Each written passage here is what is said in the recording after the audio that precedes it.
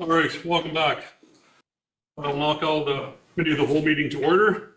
I'll read the recommendation that item 8.1.3 COR 2024-035 short-term rental accommodations update report be held immediately following the delegations registered to speak on the item, and that the agenda be approved and as amended. I need a mover and a seconder. Councillor Scholies, Councillor Day, discussion. I'll call the vote. All those in favor? That is carried. Declaration of pecuniary interest. If there's any declaration of pecuniary interest, you may declare at any time. Announcements. Does any member wish to make an announcement? Not seeing any. Public hearings, we have nil. Delegations, public question period. 6.1 for items on the agenda. Any person who wishes to appear before council regarding an item on the agenda shall make written application to the clerk by 3 p.m. the day of the meeting. To register, www.georgianbluffs.ca/delegations or call the clerk's office at 519-376-2729, extension 603. And on to 6.1.1, fire marquee, Chris Carrier. Welcome, Chris, and you have 5 minutes to provide comments.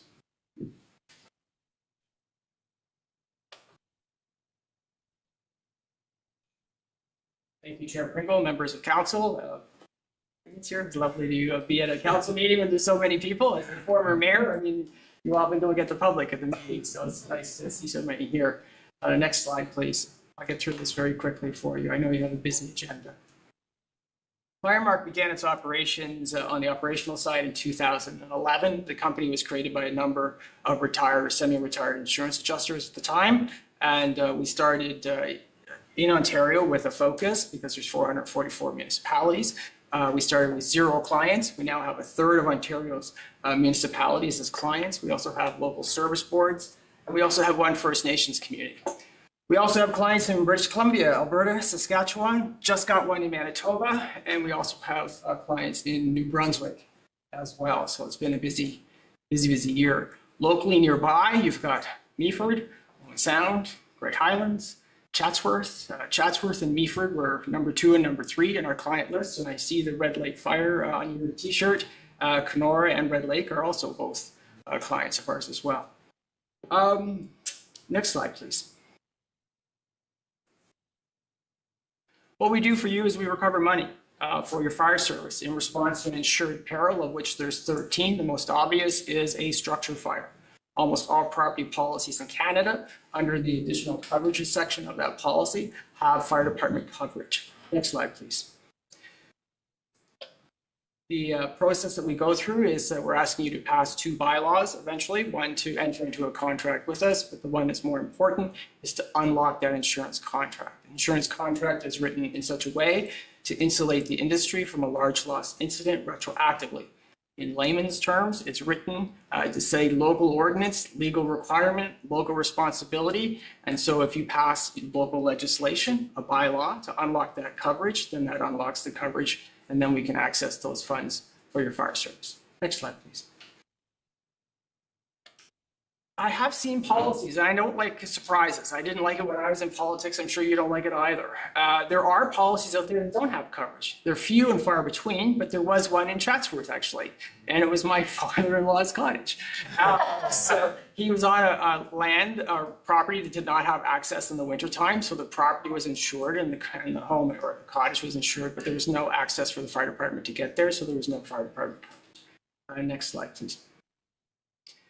Fire department expenses are calculated in the setting and establishing the premium, and you don't have to take my word for that. I know I have a trustworthy face, but you can take a look at the Insurance Bureau of Canada. They issue a fact book every year, and you can take it offline, but this is the important section, along with covering claims costs. Premiums are calculated to cover taxes, operating expenses, and expected profits. So it's very similar to your budget process. When you look at your budget process, you have inflation driving certain segments of your budget, and then you have static or fixed costs that have no inflationary pressures whatsoever.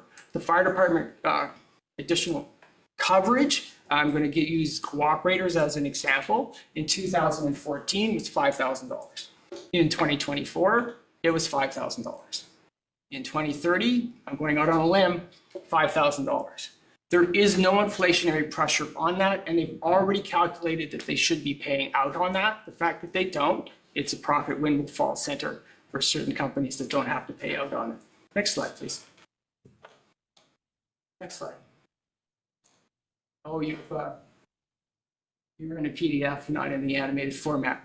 Okay, so what this slide, if it was in the animated format, would show you, in this case, is that a small insurer had raised a concern with some of their premium policyholders that our program was going to raise the costs. So they underwrote and received an income $18.8 million. They paid out $10,713,000, of which that $3,000, because they only had $1,000 worth of coverage, they had 3 incidents. So that $3,000 they were saying was going to cause premiums to go up. I like math. So $10,710,000 was okay, but $10,713,000 was going to cause premiums to go up. No, it was not, because they've already forecasted that they should have been paying out on that. That represents 0.029 of 1%. And if you take a look at the Superintendent of Insurance report for that year, they had 26,000 and some odd policyholders. It represented 11 cents a policyholder for to pay out that charge. So were they going to raise it? Well, they were. How much? 12 cents? It's not, it has zero effect. And I don't mean to be flippant when I say that. I have great respect for the people that you represent, and that's a concern for you in the decision-making process. Our program will not cause any negative effect to the premium that your constituents are paying for their property insurance policies. Next slide, please. Process, I've reviewed this process with Jeff a few times. Essentially, what we want is a copy of the standard incident report. Next slide, please. The scene release form, and if they don't have one, we'll supply one. We give that to all of our clients for free. A number of them already have one, and then what we call an initial report form. And that just summarizes the 30 or 40 sheets that we would get in a PDF format from the fire chief so that we could do our work. We pull up the database so that we know who we're dealing with for the adjusters. I'm going to use cooperators as an example. We'll know who the adjuster is for cooperators in this area. We'll reach out, ask Mr. and Mrs. Smith have made a claim against their policy. If the answer is no, because it was a minor incident, we close the file and we return it to you. If it's yes, then we piggyback on that claims process. Average recovery is about 14 weeks. Shortest recovery has been 8 days. The longest recovery has been 42 months. The 42 months was a non-residential incident, and so they had a maximum payout, and we waited through that whole process because we're not going to take any money away from the policyholder or harm them in any way. And then we recovered actually $34,000 for that local fire department. 70% of the funds recovered are returned to you, 30% we retain for our services. If there is no recovery, there's no cost, there's no annual, there's no minimum. So that 8-day process, it was a 70-30 split, 14 weeks, and it was a 70-30 split, and the 42 months was a 70-30 split. But if we recovered nothing on any of those files, there was no cost to the municipality. Next slide, please. And there are some of Jeff's colleagues across the country who are happy to receive what we call the Mickey card, because the Mickey card has checks in it for our clients. And as a former decision maker like yourselves, it's fun to drop off a check to the fire service knowing how much they could use those funds to better protect the people that you most care about. And that's it in a nutshell. Thanks, Chris, for that presentation. Yeah, there's a lot of information in there, and I know we do discuss this later on in the staff reports, but does anybody have a question for Chris while we got him here right now? I'm not seeing any questions. Chris, great presentation. Like I say, we do discuss this again later in staff reports, so thank you for your time coming and presenting. Thank you, and if you or any of your constituents have any concerns that they would like addressed, please let Jeff know, and then I'll be happy to address them. Thank you. Thank you. Thanks, Chris. All right. Moving on to 6.1.2, we've got Bonnie Beach Drainage. John Slocum from GEI is with us here, and I do have a recommendation to read. The procedure bylaw 2019-125 be waived to allow additional time for the presentation by GE consultants, and that the order of business be amended to consider report CA 2024-022 following the presentation. Need a mover and a seconder. Councilor Winters, Councilor Day, discussion. I will call the vote. All's in favor. That is carried. John, the floor is yours.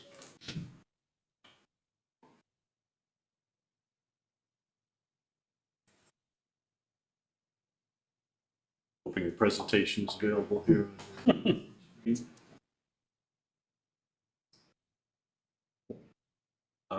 get started. Thank you, Deputy Mayor Pringle and members of council for having me here today. I must congratulate council. I don't think I've ever been to a meeting that was completed in 14 minutes. So. And on that note, I'll attempt to be brief myself. John Slocum, I'm a professional engineer with GEI Consultants, formerly GE Blue Plan, formerly FGA Manor.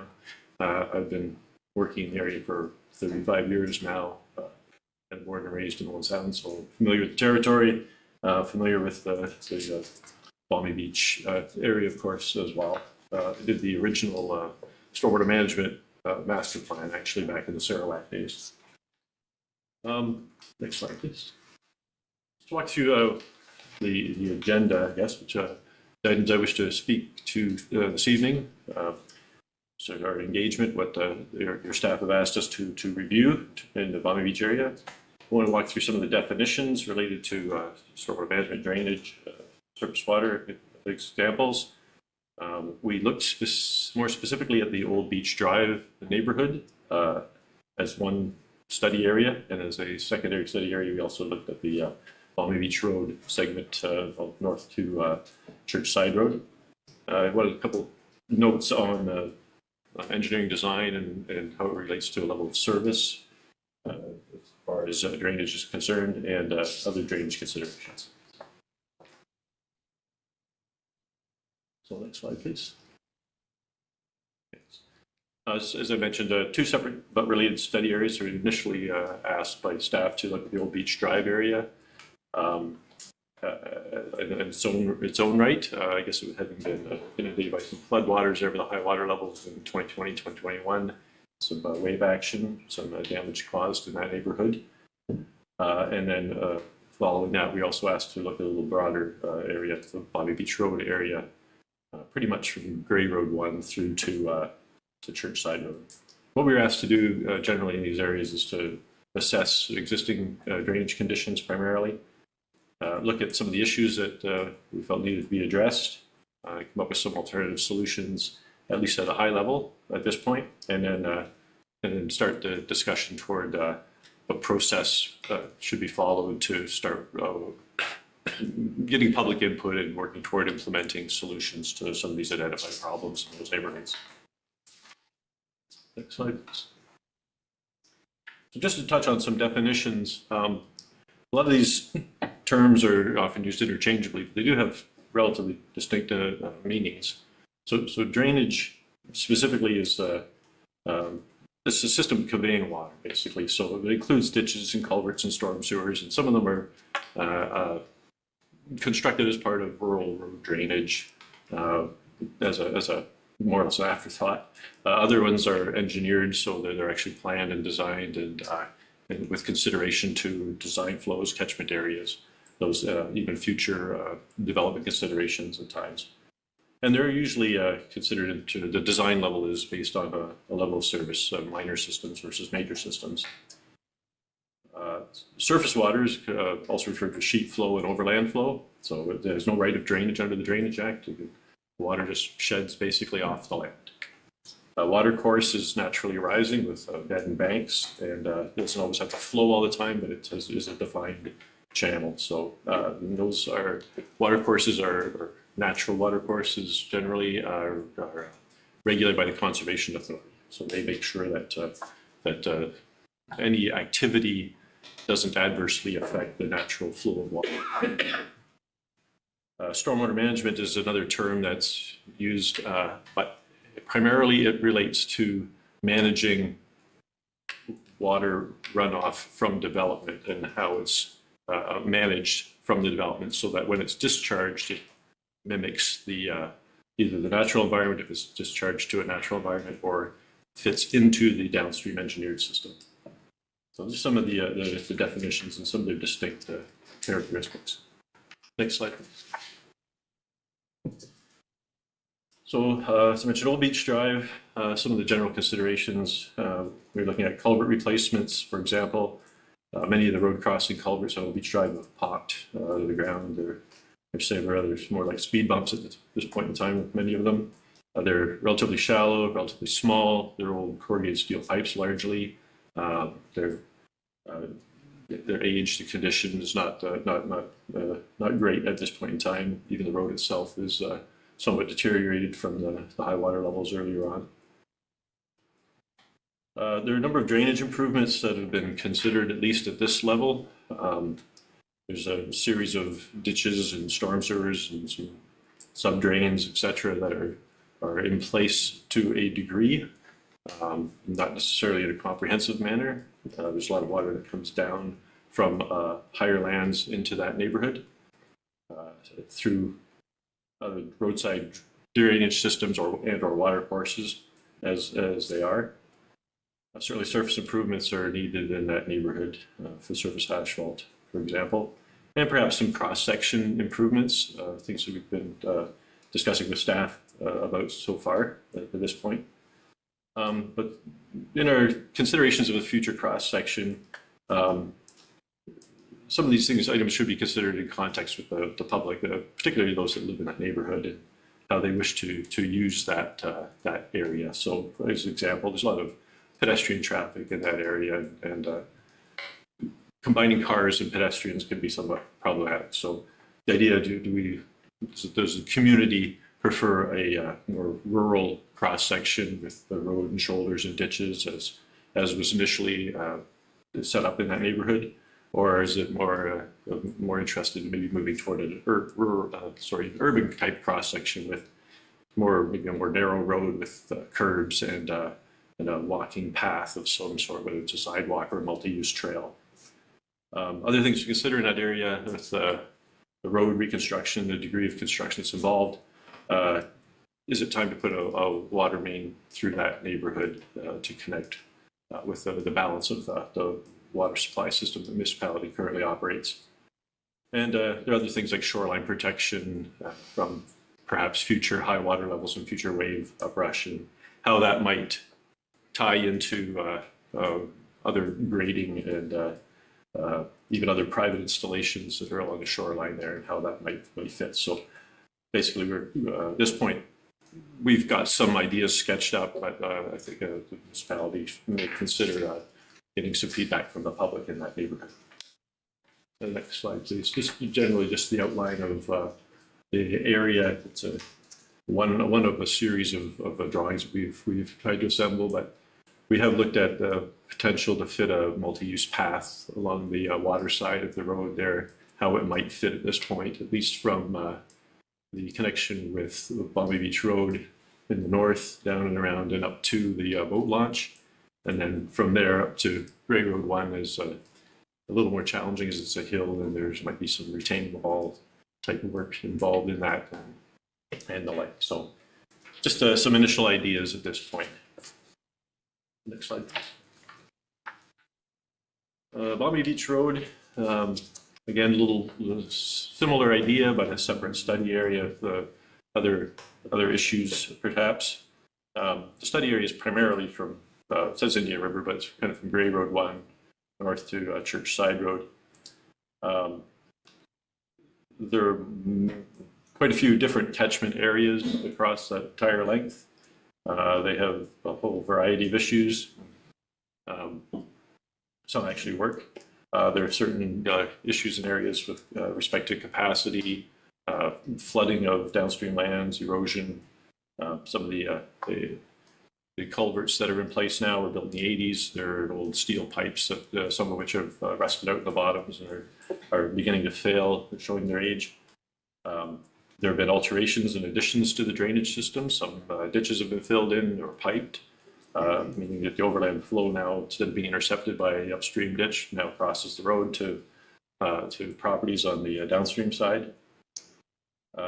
Again, the drainage systems, the natural flows, many of the water courses have been altered in the past for a variety of reasons. There are development-related flows and how those have been managed in the past and how they may need to be managed in the future with some of the potential developments lining up.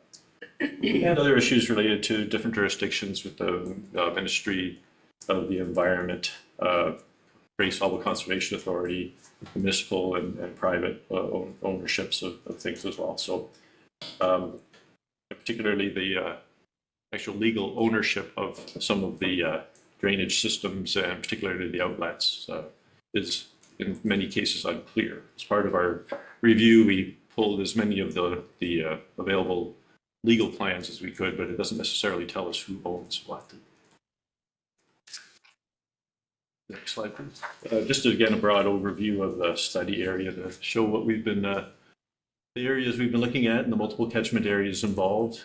A variety of different things from agricultural lands to the subdivision to planned development further to the north. So it's got a broad sense and a number of different outlets that we've identified, some of which we believe, we're fairly certain in some cases that they're under municipal ownership and others that are quite so clear.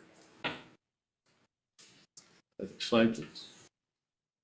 So based on a review of this overall, the Bonny Beach Road area, some of the general results, we should basically ensure that all the outlets particularly are legally established and the some of the drainage systems that are in place are properly legally established. I think at some point all the outlets should be considered for replacement in a systematic fashion. Many are built about 1980s, as I mentioned, in poorer condition. So start the planning toward replacing all the outlets and to reestablish the roadside drainage systems somehow. And that fits into a longer term objective that I'll speak to in a second here. Some of the shorter term projects that we are recommending at least to put forward would be the new storm sewer drainage outlet along Cottage Lane, which would be the southerly part of the figure that was shown earlier. It seems to be a proper legal municipally owned right of way. It's an undersized system currently and has potential to improve some of the area drainage fairly significantly. There's the second one would be at East Linton downstream. There's a clear municipal right of way down to the water where the pump house is for the East Linton water system. That drainage system was put in place in about the 80s, so it's maybe time to take a closer look at it. And again, it has the potential to improve a lot of the area drainage as well. And then there's another road allowance between lots, fire numbers, I guess 535 and 539. It's basically downstream of the planned development, and there's a legal easement there that appears part of the road allowance. So another one too would be on the list as ones that appear to be clearly owned by the municipality and in need of replacement and have the potential to provide drainage improvements. In the longer term, we think ultimately there should be a consideration in context with the public who live there and council, of course, and the interests of your communities. Like, what do they want to see happen? And drainage improvements are one thing, but if we're putting in big storm drain outlets and trying to improve upstream roadside ditches, for example, those ditches maybe impact the landowners and how they enjoy their properties. So is there a potential again to maybe consider an urban type cross section in that along the Bonny Beach Road area, and also to consider things like a pedestrian safety and bicycles and that even mobility devices and the like. So how can we incorporate some of the cross section changes? What does the community what are they interested in seeing in that neighborhood? So ultimately, that type of process, community involvement process, might lead to what we call a secondary plan under municipality's official plan, and as a process under the Planning Act, and or a master plan under the Environmental Assessment Act. So there's a couple of different avenues to set up a bigger plan for that neighborhood, and both those neighborhoods, frankly, and how that would how we might see that unfolding. And based on that, a phasing plan for implementation might come along, because the bottom line there is the entire Bonny Beach Road system the capital costs are in the $25 to $30 million range probably. So, and based on, depending on what type of cross-section, what elements are included in it. So just to give you some kind of a context, it's not a small touch. So it might be a process over time, but with a plan in place, the implementation and the phasing of that might be more clear. Just a couple of quick comments on engineering design and the service. So I mentioned, like, engineered drainage systems and stormwater management systems are designed for a level of service. Generally, it's based on statistically reoccurring rainfall events. So as rainfall events happen, they're measured by different groups. Environment Canada particularly collects a lot of this information. They put them into what we call intensity, duration, frequency tables. And based on that, we, and as engineers, we say, well, this storm statistically reoccurs every 5 years, 10 years, 25 years, 100 years. The longer let's say a 100-year storm is a fairly large storm, as you might suggest, you might know. Some of that design philosophy is being looked at a little more carefully now in the context of climate change and what may or may not happen in terms of rainfall events. Frankly, as designers, we basically just have larger pipe sizes and larger ditches to accommodate greater flows.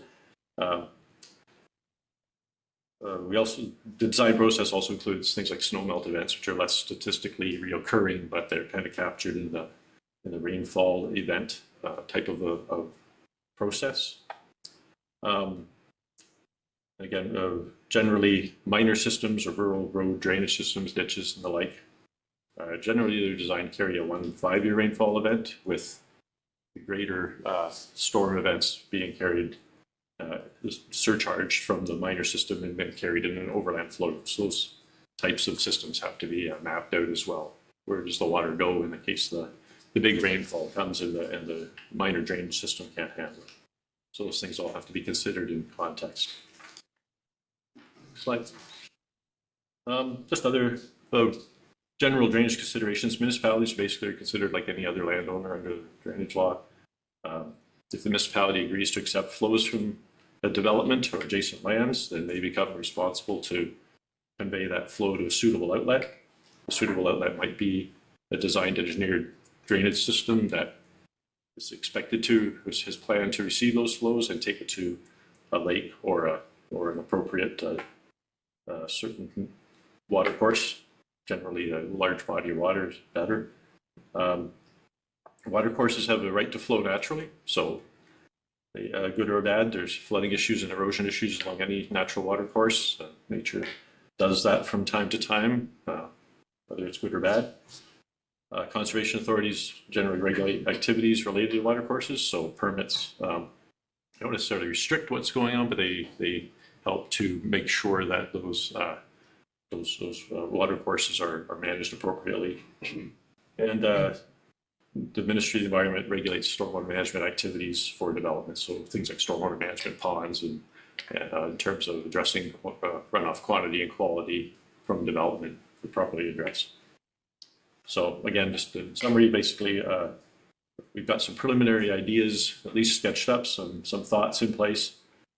And we'd recommend the next step would be to get some public input from general public, about the neighbors, the local area folks, on things like what issues are they experiencing, what kind of cross-section might they consider of interest, what other issues there might be, and then developing a secondary plan or a master plan for both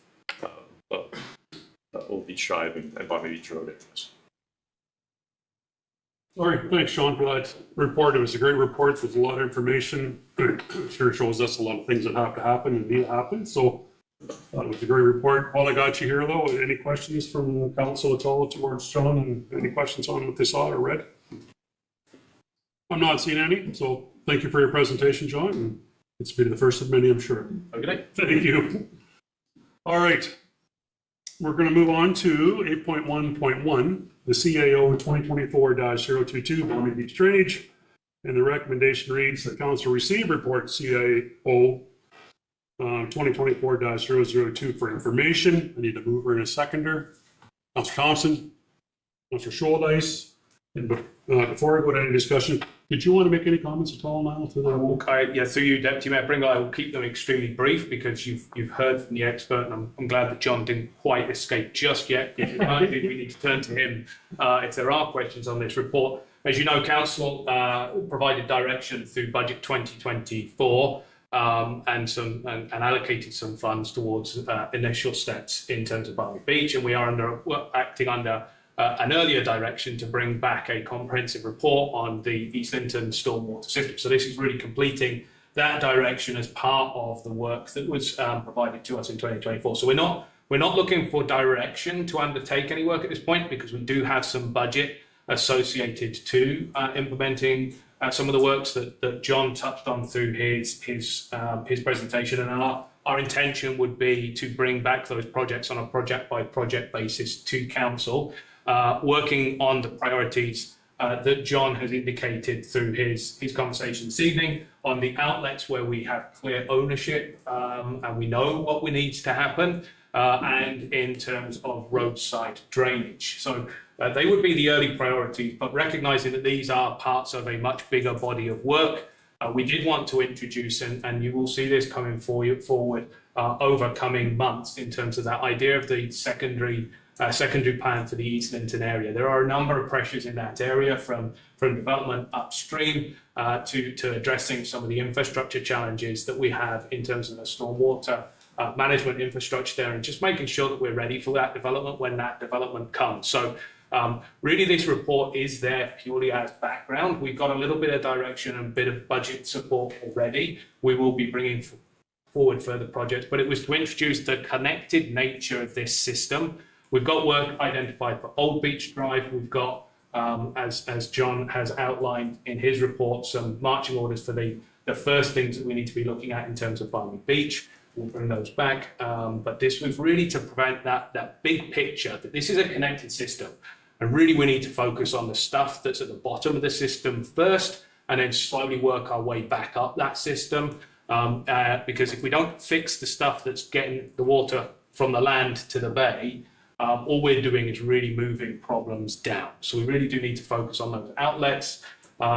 We know that members of the public and residents in the neighbourhood have reached out to members of council individually. Collectively, we've had site meetings with members of council and members of community in the area. And so this is also a way of looping back into those conversations and just sharing. There is a lot of work that's going on in the background, but this is a fairly complex beast and has some fairly significant dollar sums associated to it. And really that's the nature of the report, nature of the presentation. But I am glad that John has stayed here, but myself, Michael, Kevin, and John remain on hand if there are questions in terms of the report. Thank you, Niall, for that. Councillor Day. Thank you. I thank you for the report. I really appreciate the information and the movement forward. I know it's maybe slower than some people would like to see, but these things do take time. I'm curious about data. From what I understand, a 1 in 100-year storm, there's a 1% possibility of that happening in any given year. And please correct me if I'm wrong. I'm curious if who is figuring out what a 1 in 100-year storm is for here, and if we have access to that data to know if, I don't know when the last time we had one was, and I know we had a lot of rain in July, for example. I think there was a day you emailed us about a notable amount of rain, but I don't know what type of storm that was in terms of percentage possibility of happening in a given year. So I will talk while I ask John to walk back onto the podium to answer the question if possible. So yes, there was a large rain event here. I think it was in August. And the anecdotal information that came back from the Conservation Authority was that the amount of rain and the intensity of that rainfall was similar to a 1 in, I think they said 1,300-ish year event. But I don't know how you classify it, so I'm going to let the engineer in the room step up.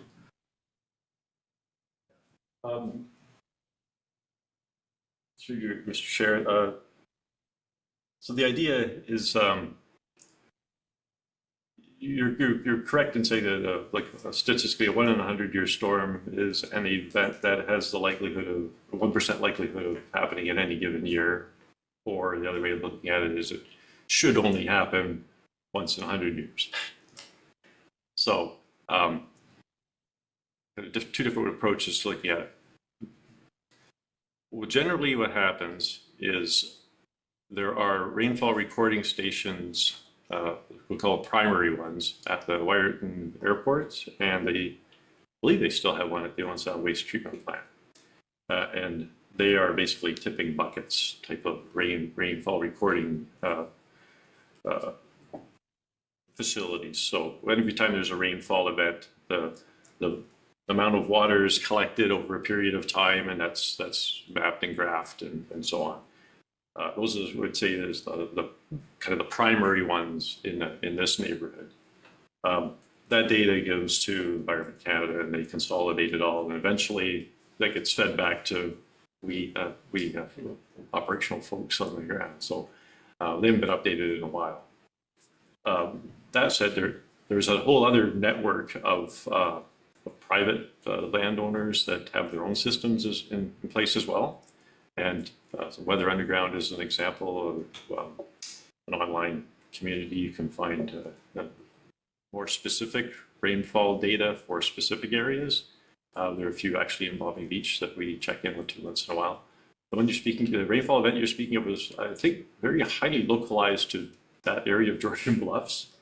And it was very, I don't know what Miles, the 1300-year storm could be for that neighborhood or that particular rainfall recording station. I don't know the specifics, frankly. So particularly the summer rainfall events can be really highly centralized, highly focused, and whether you get on one side of the bay versus the other side of the bay can be very different. So some of them are very highly localized. So it's general statistical information that we use in designing these systems. Again, a lot of it's based on level of service. So the higher level of service, the bigger the pipes, the bigger the drainage systems, the more cost involved. So we try to help the municipality and the communities balance those levels of services and costs. Thanks so much. Yes, follow up? Not a follow-up. Thank you for the information. I'm not sure who will answer this next question, but I'm also curious, just learning from experiences in more developed municipalities within Grey County. I've had some conversations around drainage and water quality around the town of Blue Mountains. And as we design a drainage system for an area that might go under is planned to have more development in it, are there ways that we can proactively look at sediment and prevent that too much sediment from getting into Georgian Bay? So through you, Deputy Mayor Brigott, I can take first stab at this, but I will look to my colleagues to weigh in. When development occurs, in essence, it doesn't change the amount of rain that falls on the landscape. It just changes what happens to the rain once it hits the landscape. And so through stormwater management, you try to get that rain that used to fall on grass, trees, wetlands, or whatever it might have been that was there before, out to the same outlet it would have gone to originally.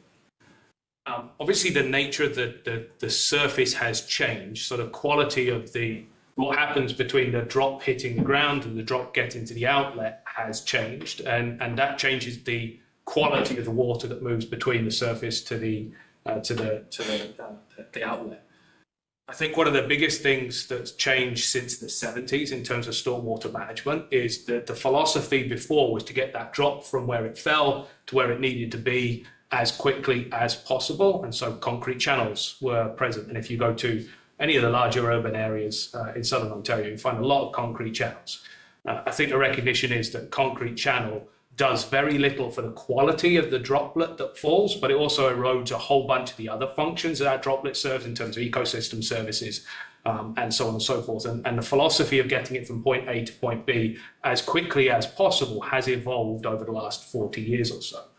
And so modern stormwater drainage systems attempt to try to replicate as much as possible the natural systems that go. So the drop when it hits the ground, may go into a more naturalized ditch system, which allows for a slower conveyance. It may allow for some habitat benefits to be provided from that, and it allows for the quality of that water droplet to perhaps be slightly better than if it was just dumped into a concrete channel and moved as quickly as possible from point A to point B. So the systems have changed. Stormwater management ponds, bioswales are being implemented as well. And the intention there is to try and replicate the services of nature in a, albeit slightly constrained area.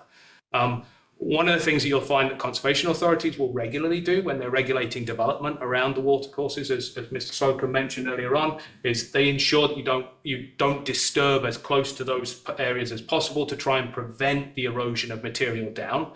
But the reality is that during development, you do remove native ground, and it takes some time between native ground being there and naturalized vegetation or the systems being put into place that provide for that water quality. And so in those instances, you do certainly get sediment move through systems. The intention is to try and limit that as much as possible. But that does take management, and it does take systems design to happen. And there are always windows where it does happen. I think the one thing I'd also note is that you also get sediment moving naturally. That's one of the functions of watercourses. And so regardless of what we do or don't do to a system, every now and again, sediment will move from point A to point B. So you do occasionally get that sediment. I hope I did approximate justice. Thanks, Tom. Any further questions from council? I'm not seeing any further questions. I will call the vote. All those in favor? That is carried. Thanks, John, for your time tonight. Thanks, Niall, for the comments also. All right, thank you. Moving on to 6.1.3, COR 2024-035, short-term rental accommodations update report.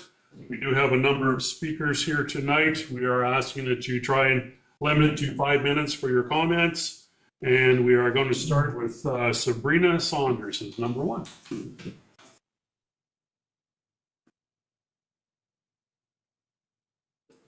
Good evening, Mr. Chair, Madam Mayor, councillors. I just wanted to take the opportunity to talk specifically about the short-term rental accommodation. I am an incoming operator operating in the Clavering area. We had done the optional registration back about a year ago when this process was beginning, and I'd like to commend your team on the document that they're putting forward tonight. I think it's a sound document.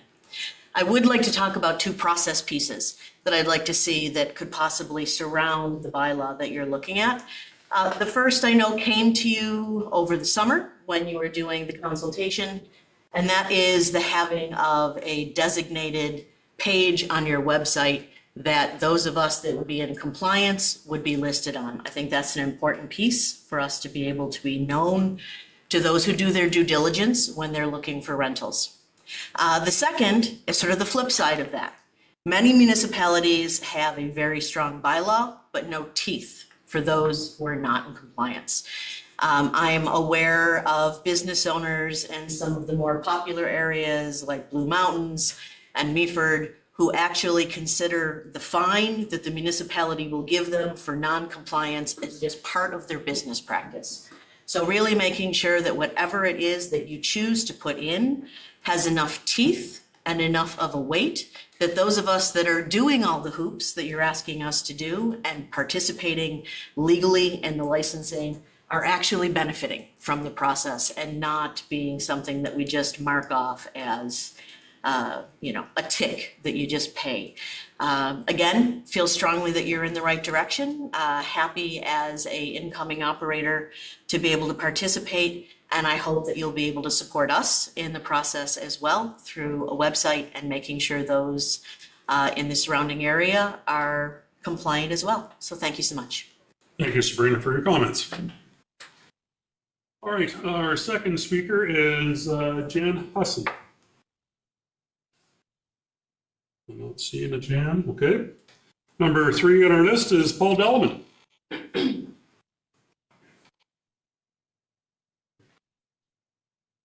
A little bit different one than the last one. My name is Paul Delman. I moved to former Derby after I retired from the military, and now I currently am living in former Keppel. and I'm a farmer, and one of my farms has an old hunting cabin on it. So that's my connection. It's been rented out for 3 years as STRA. And I believe that this bylaw should not be approved because it is both discriminatory and highly punitive. I got 4 points. The first one, no business in this township requires a license or any sort of paperwork to get established. The only one that requires a fee is scrapyards, $200. STRA, if it's passed, will be a minimum of $500 fee and all kinds of paperwork. One business out of all the businesses will be regulated. Now, I can already hear complaints and concerns. That's why we have to have this bylaw. How much evil has been done in this world by complaints and concerns being the whitewash? We won't go there, we don't have time. But what is the bylaw going to do about complaints and concerns? When we already have municipal bylaws to handle nuisance complaints, et cetera, it's going to vilify the STRA operators. It already has. There's a hotline to report. We already have a complaint procedure in this township, but the STRAs get a special line just for them. It's already been established. My neighbors, they all got in their tax form last time that you got to remember about this SDA hotline. They're asking me what's going on. I'm not a criminal. I'm just operating an off-grid cabin on my farm, vacant land. So, point number 3, let's weaponize the building inspection process. Clearly stated in this bylaw is that every year, the building inspector has to inspect the STRAs. Every year. There's no grandfather clauses. There's no, you did it last year. No. Now, the equivalent of this is for me to have to get occupancy permit for my house every year after it was built. Without going into it, because we don't have time, this township has trouble keeping a building inspector longer than 2 years. I'm not talking through my hat. There's been 8 since I lived here. I built a house, I went through 2 inspectors. I don't complain about any of that. My point is, 100 STRAs, building inspectors got to come every year. There's all the other jobs that building inspectors got to do. The township's going to rent the guy, a girl from Chatsworth to come inspect my STRA for the 5th time. Sorry, that's sarcasm. Last but not least, in the application process, I can be rejected for any reason. Doesn't matter if I've done it for 5 years or 5 minutes, I can be rejected. Yes, I can appeal, yes. But secondly, as I have my permit, in public interest, there's another term that's had a lot of evil done in its name. I can just be shut down, just like that. So I ask you, I leave with this conclusion. When the township drafted this bylaw, I'm sure it went to a lawyer, and the lawyer specialized in municipal law and said, yes, you can do this. According to all the statutes, this is perfectly legal within your power. Okay, fine. What I'm asking you is, did somebody walk down the hall to the lawyer that specializes in human rights and discrimination, explain to them that the township has no other regulation or fees for businesses, but we're going to impose this on one? I would ask you to contemplate what that lawyer might suggest to the township. So, again, I ask you to reject this motion. 3 years operated, 3 years not a complaint. We're regulated by the company I particularly work for. This is completely unnecessary, and let me say it again, it's discriminatory and highly punitive for somebody who just wants to do business in this township. Thank you for your time. Thank you, Paul. Heather Barfoot.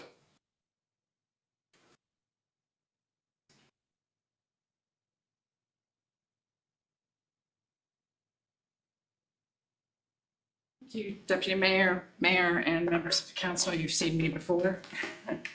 Now that we're at the stage of having an actual bylaw in front of us all, I thought it would be very important to just bring my final thoughts on this particular issue.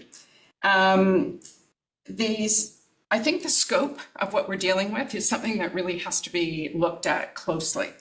In the staff report 2023, there were a high of 154 STRAs identified. In 2024, that was 146. There are over 6,000 properties in Georgian Bluffs. The STAs, the highest number of STAs, the 154, represents basically 2.6% of the properties in the township. If we take and if we allow the $65,000 a year cost to regulate those 2.6 and license those 2.6 properties, you're spending $422 to make sure that I'm doing my job as a short-term rental host. And as was mentioned, no other business, anyone else using their property in any way to make money in Georgian Bluffs is required to, you don't spend that kind of money on anyone, any other property owner. I want to address as well the number of complaints. Overall, in the township, there are, in 2023, there were apparently 351 complaints received by the township. And in 2023, 7 complaints came in related to STAs, again, 2% of the total, $65,000 to address 2%. Doesn't, it's a huge investment for a small gain, in my view. In 2024, with all of the messaging that went out, the implementation of the hotline, 10 complaints are cited in the report. I actually made a phone call today. That's at 12 at the moment. That's 3% of the number of complaints that have been received by the township on all issues up to this point. Again, a huge investment in a small number of concerns. I am very aware, and I've been involved in this file, as you know, right from the very, very beginning.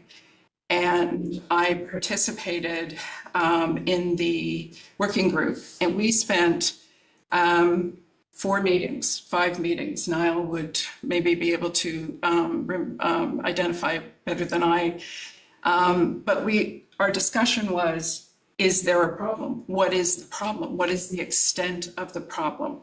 We are very, very aware as operators, because of particularly through the community engagement process in 2023, that there is a perception of a problem. Without doubt, people in the community, they're coming to you, you're hearing from them through the various channels that they don't like STAs. They don't like the idea of STAs. And that has actually, I support the previous speaker, where that has actually resulted in some pretty difficult issues that have come up in our community, which is really unfortunate.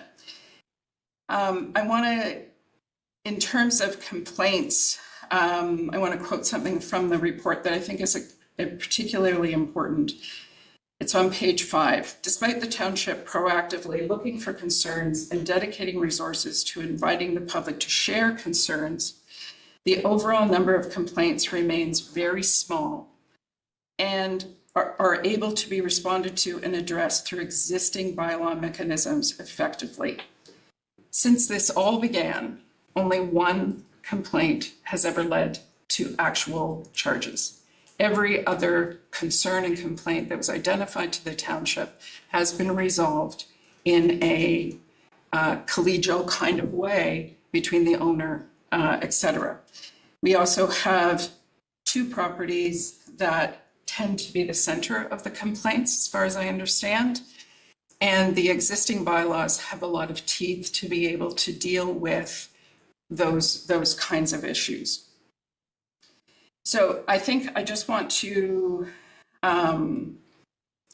my involvement was, and we reached a point with the working group where after the discussion, is there a problem? How do I identify that?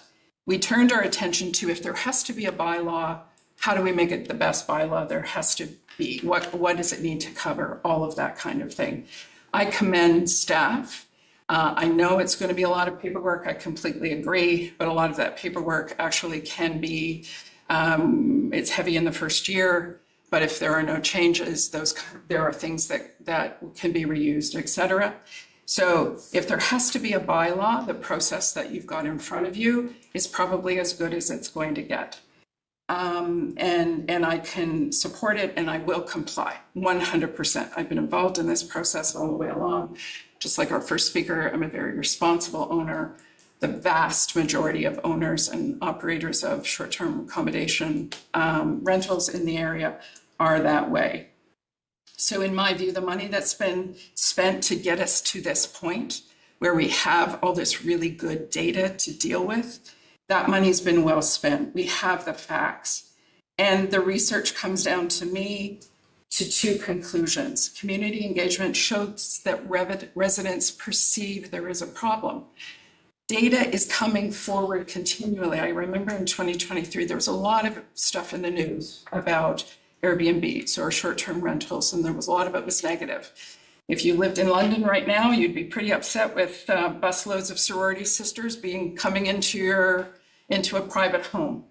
Absolutely. They've got bylaws to deal with that, and we've got bylaws to deal with those kinds of extreme situations if they ever did come up. I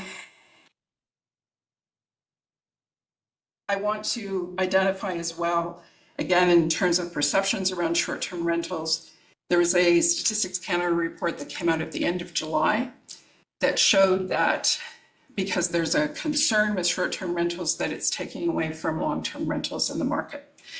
The Statistics Canada report identified in Ontario that 0.69% of short-term rentals could be converted to long-term rentals.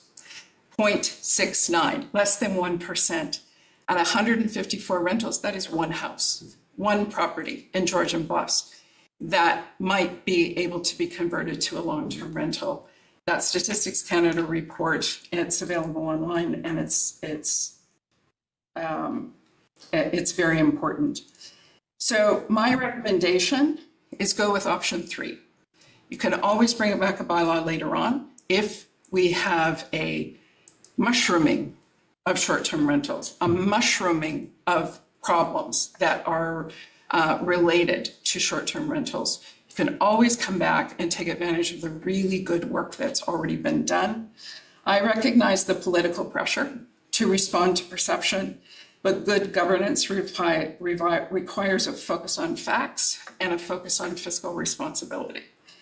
Strong tools are in place to deal with irresponsible property owners and anyone they allow on their property. Whether you're a short-term rental operator or not, if you misuse your property and abuse your neighbors, those laws are available there for everyone. Trust the tools that are already in place and don't open up the township to unnecessary legal liability, as is clearly described in the report for option 1 and option 2. Thank you. Thanks, Heather.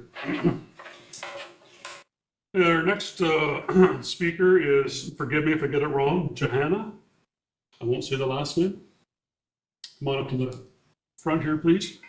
You can just state your first and last name for me when you get up here. It'd be great.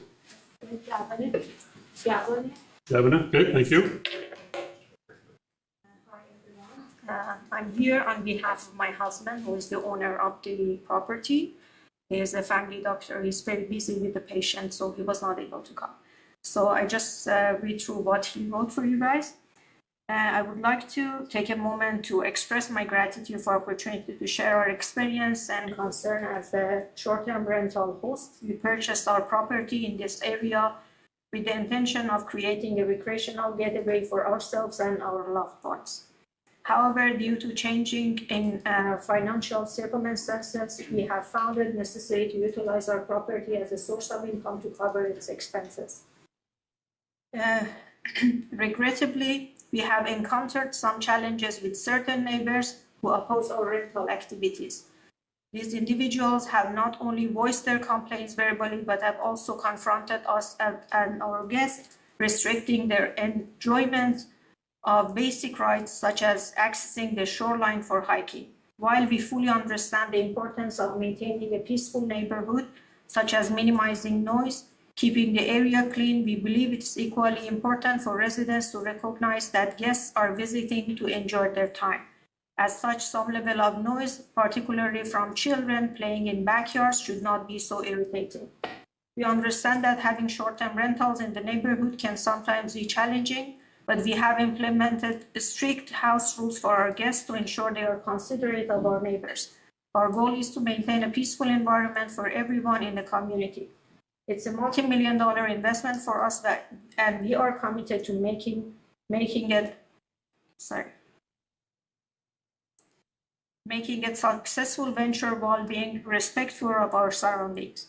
Even when me and my family are present at the property, we recognize that some noise is inevitable, and this is our home as well. We also hear noises from neighbors and we have never complained. Additionally, we have observed instances where the neighbors have been rude to our guests, yet we chose not to escalate the situation, whereas neighbors even using our shore dock area for fishing when we are not there. Most of the complaints we receive seems to come from one particular neighbor, even during the daytime when we are present, not realizing that sometimes guests have kids and kids like to play and enjoy their time in the backyard.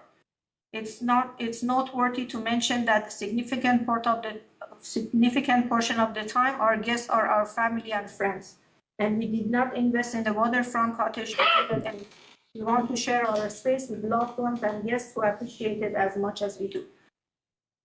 And today I've just been notified that during weekend we had complained and cop was called and there were my daughter's friend there and confirmed that the police came and asked if they were throwing eggs, which they did not. And police left, and other night they came for the noise complaint, but it was only 9:30 p.m. and they have a video of the gathering they had. We have a dome in our property which is soundproof, and I will be allocate that for people who wanted to play music, but for regular talking, I honestly cannot do anything. I have done few guests who wanted to use our front yard for their ceremonies, and they were willing even to pay $25,000 for one day, and we did not accept that. Thank you for your feedback and recommendation. Thank you for your comments. Our last presenter tonight is Andrew Dury. Good evening, Deputy Mayor, councilors. I'm a resident of Balmy Beach. I've been there a number of years, my wife Karen and I. Short-term rentals are new. This is not something traditional. It's not a traditional business. It's something new. It's created in the economy and environment. It's going to go up and down. It needs to be regulated. It is something, and I'm going to restrict my comments to residential zones, not agricultural or rural, and I'm going to restrict my comments to non-present owners. In other words, business owners who buy a property, they don't live there. They're not homeowners. These are businesses. They're set up to run in a residential zone.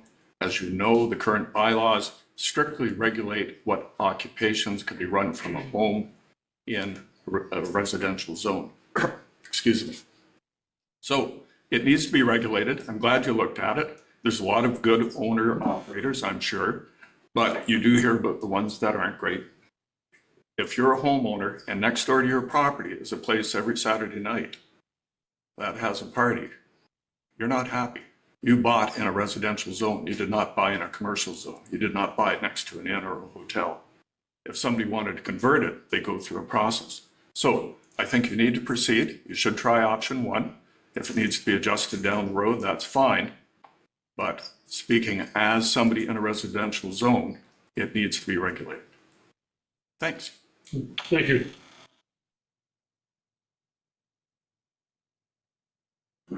All right, moving on with 8.3.1. Thank you for all the presenters. Thank you for your time. COR 2024-035, short-term rental accommodations update report. Recommendation reads, whereas by way of resolution COW 2023-150, Council directed staff to prepare a licensing program to regulate short-term rental accommodations throughout the township. And whereas staff have developed a draft program in consulting with the township risk management and legal teams, and whereas council has considered the enforcement costs and risk factors associated with implementing a short-term rental accommodations program, now therefore staff are directed to implement option one as outlined herein. I need a mover and a seconder. They're on the floor. Councillor Scholz. Councillor Day. I'm going to now turn it over to Ms. Drury here for some comments. We'll have discussion. Thank you, and good evening, Council, and thank you to all of our delegates this evening. I will echo the sentiments of our previous delegate in that it's nice to see our chambers full. So thank you all for your attendance this evening. So in just providing some very brief comments on the report that you have in front of you this evening, and to serve as a slight update on our short-term accommodations portfolio, Council last considered the bylaw and the associated licensing process in June of this year. Upon your consideration of the previous version, you did provide some feedback for room for improvement within the draft that you saw in June. Most specifically, Council had some suggested amendments to the appeal structure, most specifically to remove the previously proposed committee structure. You'll note that in the appended bylaw to the report this evening, the committee structure has been removed in place of an independent adjudicator. That will be the secondary step within the appeal process. The primary step remains as the Chief Administrative Officer. Following that appeal step, if the appeal warrants further consideration, it will be sent to an independent adjudicator that the township will appoint by bylaw.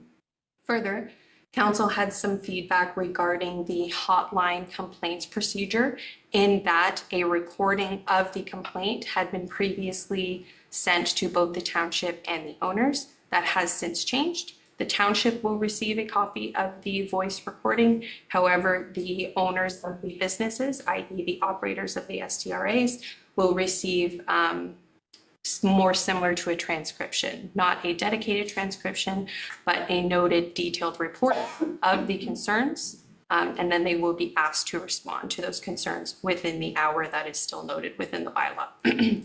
So you'll note those two changes are reflected both in the bylaw and in the report. Secondly, or thirdly, since you considered the program in June, and considering the feedback and some of the comments Council and staff heard from operators at that meeting in June, we held an operator feedback session in August that invited all local operators to come into this office, either virtually or in person, and talk to staff and provide their feedback. We also provided a demonstration of the proposed licensing program. During that feedback session, the operators did suggest that the township consider implementing a seasonal fee for the proposed licensing program. The group did decide that $500 was, I guess, a fair starting point, I'll say, and that will allow operators to operate within the high peak season, which is May through October, rather than the annual license. So those are all changes that you'll see in front of you this evening. The report also details the amount of complaints that we've seen over the course of this year and years previous. So focusing strictly on the 2024 season, the report was previously authored for consideration in September. So in considering the September 18th meeting was delayed to this evening, the report quotes 10 complaints that had been received. We are now at 12. And I've provided a little bit of a breakdown just for you to better understand what those 12 complaints look like. 8 of those complaints are related to noise, 2 are in relation to nuisance, 1 in relation to a fence being left ajar at a pool after a short-term stay, and 1 that was, I'm deeming inapplicable only because it was a call to the STRA hotline to provide feedback on the program. So it wasn't necessarily a complaint, just an opportunity for feedback. And I will note that out of these 12 concerns received this year, only 2, specifically in relation to noise, would have resulted in demerit points being issued under the proposed bylaw. So with that, we'll move to the options that you have in front of you this evening.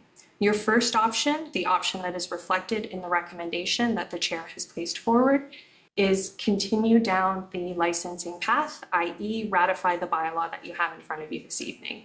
Should council decide to opt with option 1, staff will present the bylaw at the next council meeting for final ratification. That will see us commence receiving applications immediately following your ratification of that bylaw. So on October 17th, the licensing platform is ready to go and ready to start accepting licensing once we have the parameters in place through the necessary bylaws and the fees. Your second option is to implement the licensing program, but delete the dedicated STRA hotline. There's pros and cons to this option. The pro being it is a little bit of a cost saving measure.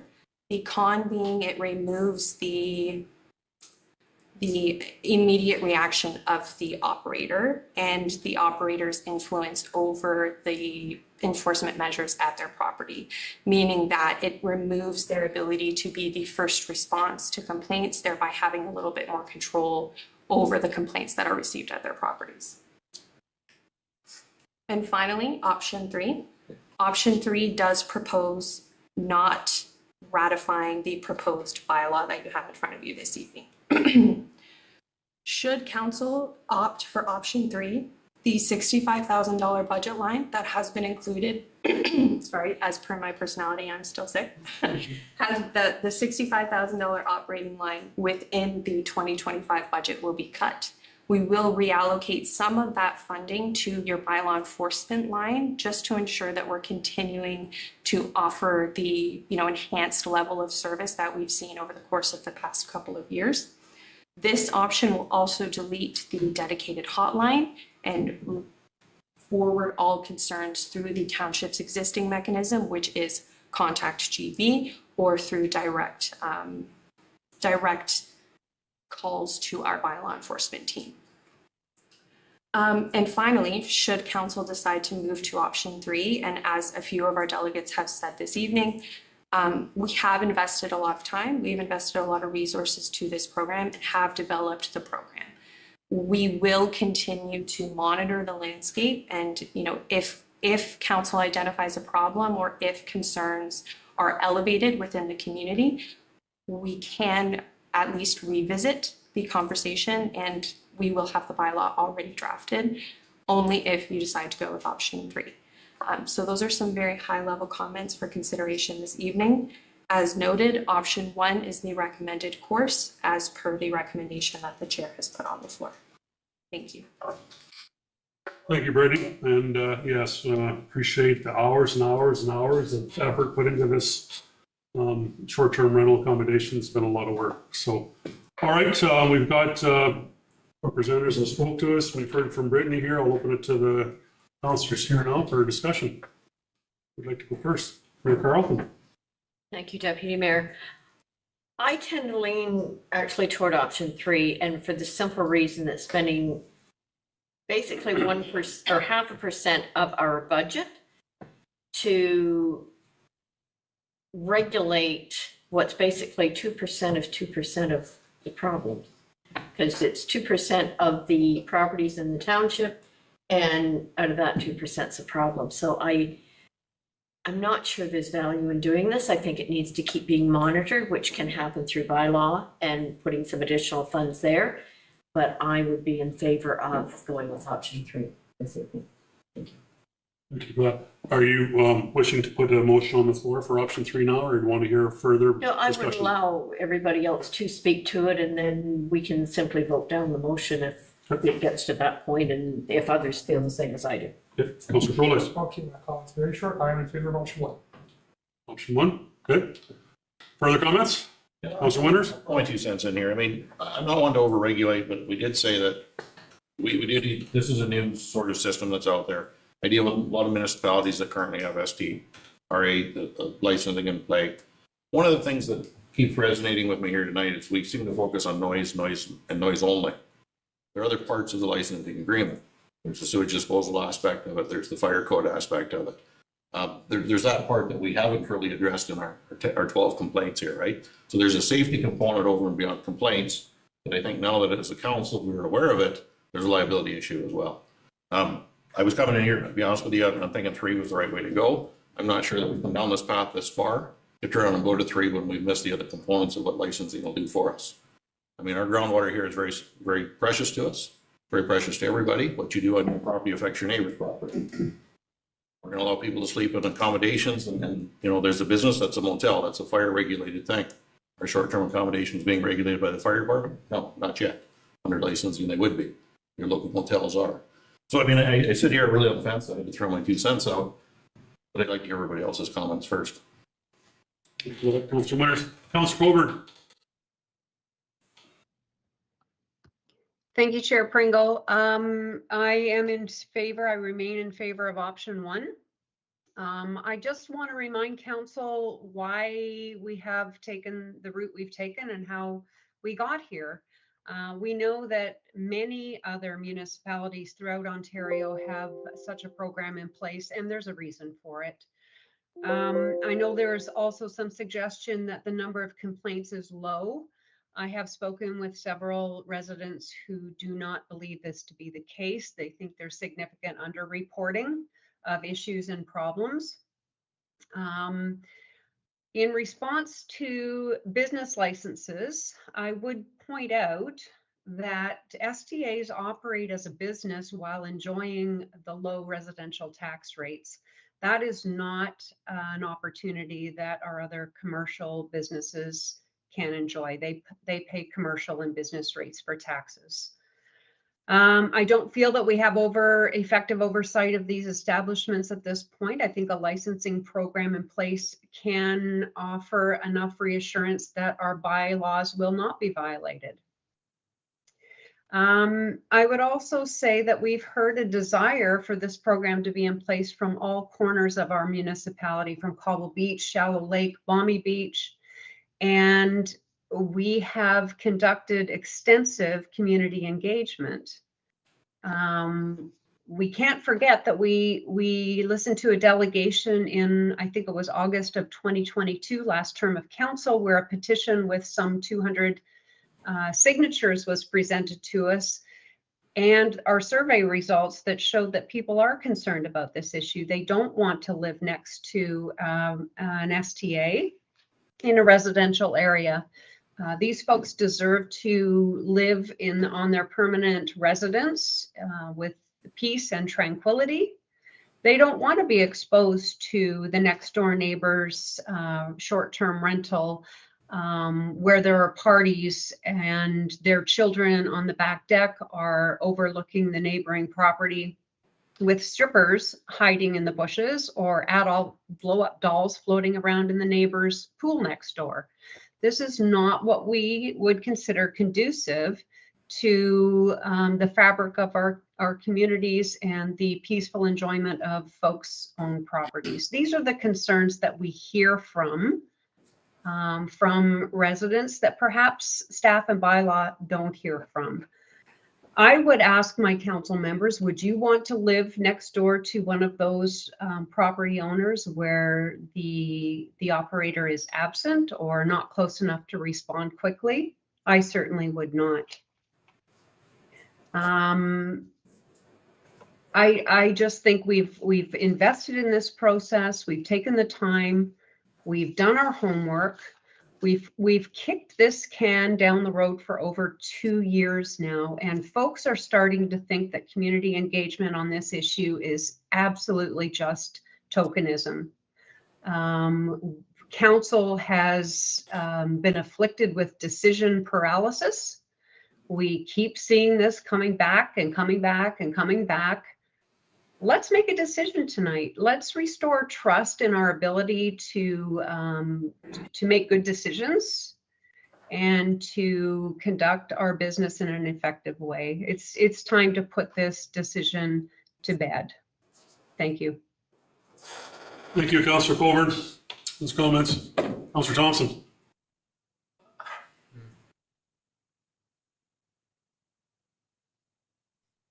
I guess the challenge for me is I don't really know.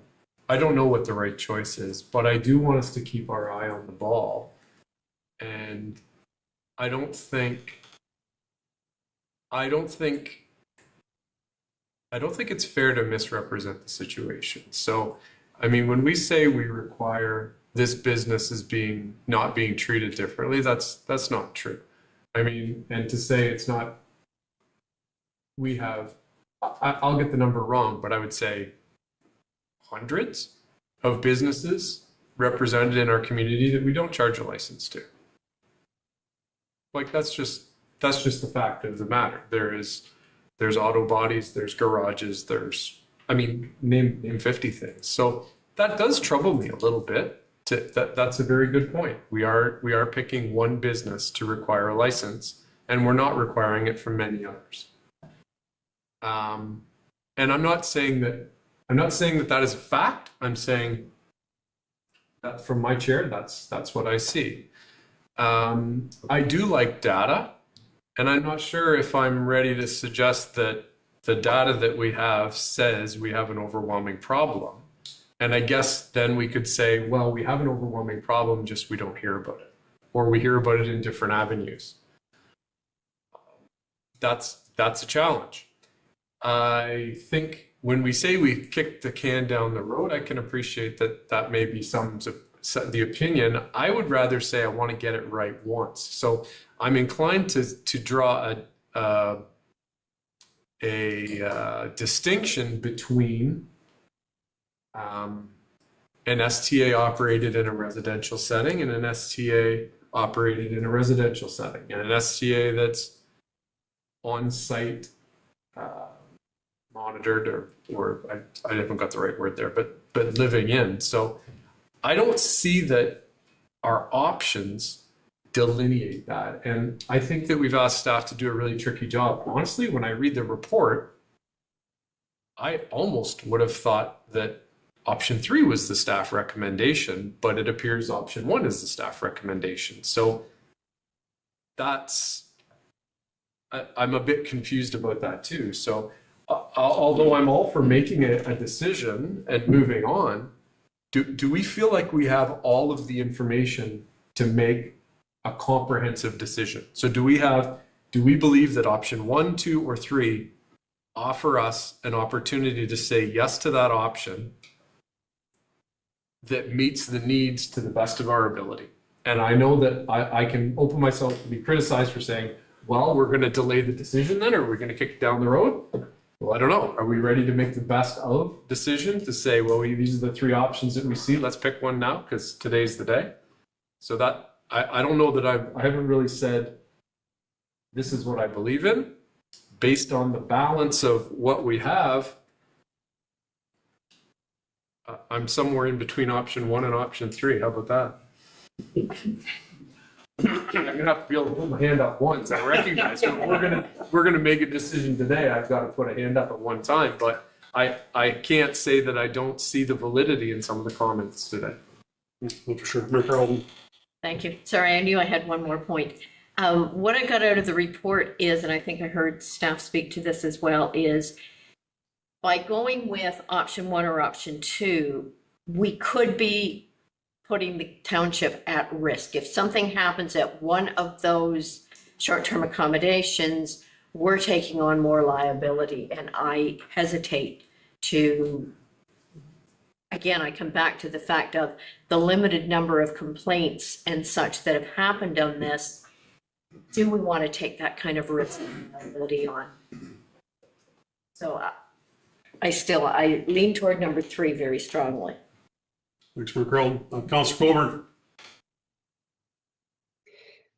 We have liability in virtually everything that we do as a municipality. We offer hockey, we offer skating, we offer pickleball, we plow the roads. Everything we do involves a degree of liability. And if we were going to be that risk averse, we would literally do nothing for our communities. And I would also suggest that in the absence of legal counsel being here to answer our questions, I would suggest that there's liability in doing nothing. We know the establishments exist. We know they're operating. So if something should happen, I doubt that there's a legal defense in saying we're not responsible because we didn't move forward with a licensing program. Thanks, Councillor Coburn. Councillor Day, did you have comments? Yeah, thank you. This is one where there's a lot of voices to listen to and a lot to think about. So I appreciate hearing all the comments from everyone this evening, delegates and fellow council members. I Sometimes we hear the voices we've heard most recently, most clearly. So I'm very happy to hear from operators again tonight. And I'm also happy to hear from a resident, which is a voice that we've heard, someone who's a resident and not an owner of an STA, which is a voice we haven't heard as often lately. And remember, I was checking through my emails earlier today, and there were 180 plus people who had spoken out against STAs earlier in our term on council. So they did that for a reason, and not, and some of them wouldn't have been frivolous reasons. I think that comment made earlier in one of our conversations was how about complaint to bylaw or about STRAs, it may not be the numbers are one thing. Having few numbers of complaints is one thing, but the intensity of the disruption to someone's life living next to an SCRA that is not well managed could be a very big consequence on someone's enjoyment of their home. So like when we look at those 12 complaints I think we're up to at this point in time, it's hard to judge those based on was that this person's 20th time of listening to something happen or seeing the gate left unlocked or having some kind of disturbance by the neighborhood property, and that 20th time something happened, they finally were inspired or motivated enough to make that call. And there is a process in place now, or there could be a process in place now for consequence for that one STRA, and not all the responsible STRA owners. So just thoughts at this point in time. I would lean more towards option 1 at this moment in time, because we have been working on this for so long.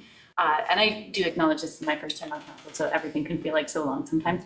But it would be good to move forward with something and put some action in place. And then, yeah, I'll just stop talking there before I get twisted in my words. Thanks for Councillor Day. Any further comments?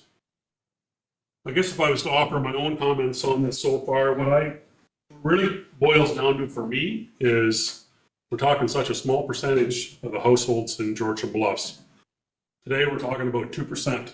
So if we happen to double the SDAs, we got 300 SDAs or RAs in the township, we're at 4%. It's 4% of the 100% of the township, and that's a very, very small number.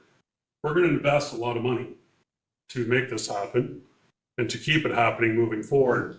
Last year, it has dropped in the numbers. There isn't as many that we know of. Maybe there's more than we know, but what we do know of is 146. So the number's coming down. I personally would like to see us do a better job of bylaw. We have a great bylaw officer with us now, and he does a great job. And we have hired JSS Services to also back us up in the peak seasons during the summer.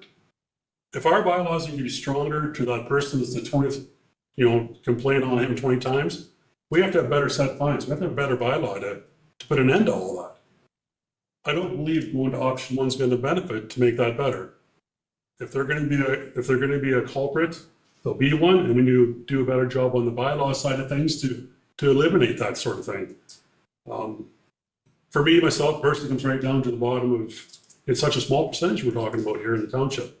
We've got a lot of big things to worry about, and 2% of STAs that are around obviously are concerned, and we have to be concerned. We have to do a job of looking after it.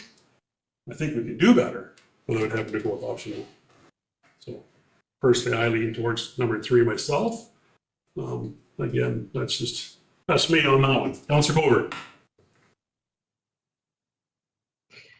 Thank you. Yeah, your comments inspired me to just say that it's difficult to put a price on a permanent residents' enjoyment of their own property. And we have a proposal before us that I think has lots of bells and whistles. We've maybe gone Paul and John level when we could have settled with George and Ringo. But it is what it is, and we have a couple of years to put a program in place and then make adjustments as we need to along the way. I really am surprised to hear some of my council colleagues do a 180 on this. Council has voted unanimously every step of the way on this bylaw, and all of a sudden now, I'm hearing a couple of voices of hesitation, and I have to say I'm surprised. I don't really understand where that's coming from, because we've had all of the information all along. But again, I'll just reiterate that I am supporting option 1 as recommended in the proposal. Thank you. Thanks, Councillor Comer. Councillor Thompson. So I was going to pose a suggestion, but I think I don't want to be misunderstood. So if it appears I've done a 180, I may be not the person that's. There's only a few dissenting people, so I'm assuming that I'm one of the dissenting voices that's showing a bit of caution tonight. I think. I don't know, I've never been in this position before to explain it, but I'm happy to explain it. I think as you gather more information, you sometimes look at something a little differently or in a different perspective. I thought I did a good job of reflecting sort of why I'm having some caution jumping into this, but I'm happy to suggest a motion maybe that helps address that. And I think one thing that is moving me is to think we're going to license one business in our community. And as I'm sitting here thinking, I'm wondering, well, that's not actually true, because commercial properties, we charge commercial taxes. Businesses running businesses in rural settings don't get charged unless they're an STA based on this. I'm having trouble with that. So that maybe will give some insight to my thought, and maybe a bit about us. Maybe we consider this a little differently and say, in residential settings, we don't intend to have businesses. So we don't have businesses in residential settings, but we usually will have businesses operating in a rural setting. Maybe we feel better about an STA in a rural setting the same as we do other businesses, and we don't prefer to have STAs in residential settings. Is that something worth considering? Possibly. Or am I maybe making that too easy? Great comments for Councillor Thompson. Councillor Day. I was just wondering about home daycares in terms of another business that is run out of a residential home that would be regulated by a governing body to ensure that the children and the employees are safe within that setting. And this is not something that in which I have I've done a lot of research or thinking about, so I'd be interested in comments. But just as if we're saying this is the only business that's being regulated within a residential setting, I'm not sure that's true. It's not the only business being regulated. There's tons of businesses being regulated. It's the only one Georgian Bluffs charges a license to.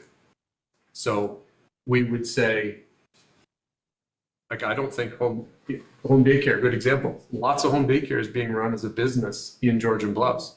I don't think we have any money coming in from that.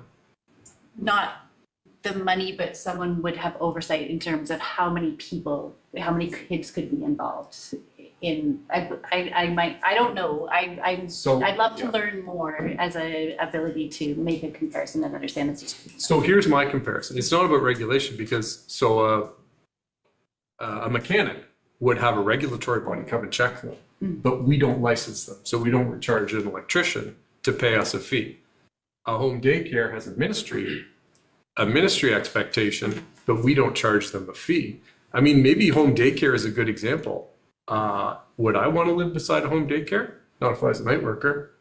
But we don't regulate that. We don't.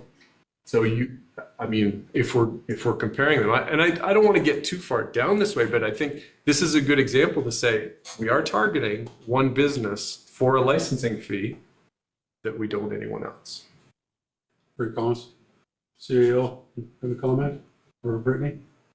So I'm gonna go first. Do you, Deputy Mayor Bringle? I think Brittany might have some comment to add. I think we have to be a little cautious before unpacking this one too far.